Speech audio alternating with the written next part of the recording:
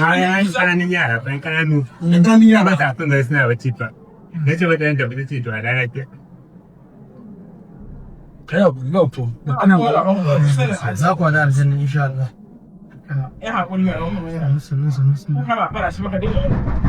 Malam Haruna Bashir kenan da aka kashe masa iyalansa da matarsa ɗaya Fatima Abubakar da kuma 'ya'yansa 6. Babban abin ɗaukar hankali game da wannan mummunan al'amari da ya faru a unguwar Ɗorayi gidan kwari dai bai wuce yadda waɗanda ake zargi da aikata wannan kisan gilla suka yi ɓatan dabo ba, ta yadda ko sama ko ƙasa aka neme su aka rasa kuma aka rasa ta inda suka fita. Ana dai zargin sun shiga gidan ne sai suka rufe kofa, daga nan suka yi aika-aikar da za su yi kuma suka haura ta katanga suka gudu. Sai dai makota sun ce ko kaɗan ba su ji alamu na an haura ko kuma ana taka saman kwano ba. Lamarin dai ya faru ne tsakanin karfe 12 na ranar yau zuwa karfe 1, inda anan ne ake zargi mai afkuwa ta afku. Matar gidan mai suna Fatima Abubakar da 'ya'yanta 6 dukansu aka yi musu kisan gilla.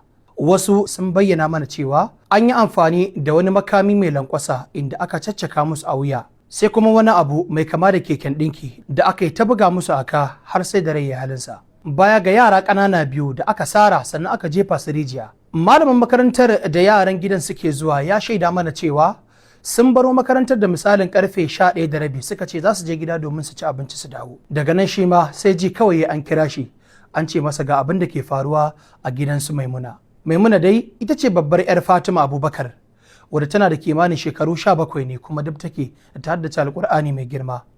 Wani abu kuma da ya ɗauki hankalin al'umma shine 'yan uwan marigayiya Fatima Abubakar sun tabbatar mana da cewar a baya-bayan nan ma an samu wasu ɓata gari da suka kama 'yar uwarta suka cire mata idanu sannan kuma suka yanke mata harshe har ita ma rai ya halinta. Tuni dai jami'an tsaro suka yi wa unguwar ƙawanya domin binciko waɗanda ake zargi da aikata wannan aika-aika. Bayan sun bincike loko da sako na gidan, inda har makwabtan gidan da kwangwaye ba a bar su a baya ba, su ma sai da aka shiga aka bincika. Amma har yanzu ba a samu koda mutum ɗaya da ake zargi da aikata wannan mummunar ta'ada ba. Wannan al'amari dai na ƙara ɗaga hankulan al'ummar jihar Kano ta yadda ake samun makamantan irin waɗannan al'amura suna faruwa a kufi.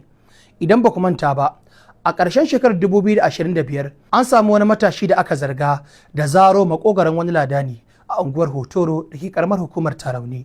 Kazalika a ƙaramar hukumar Kumbutsa ma an samu wata mata ita ma da aka shiga har gida aka kashe ta tare da ɗanta. Yanzu dai hankalin al'umma ya koma kan jami'an tsaro domin ganin irin rawar da za su taka wajen binciko waɗanda suka aikata wannan mummunan al'amari tare da gurfanar da su a gaban kotu. Da fatan Allah ya gafarta wa waɗanda suka rasu. In ta mu ta zo Allah ya sa mu cika da imani.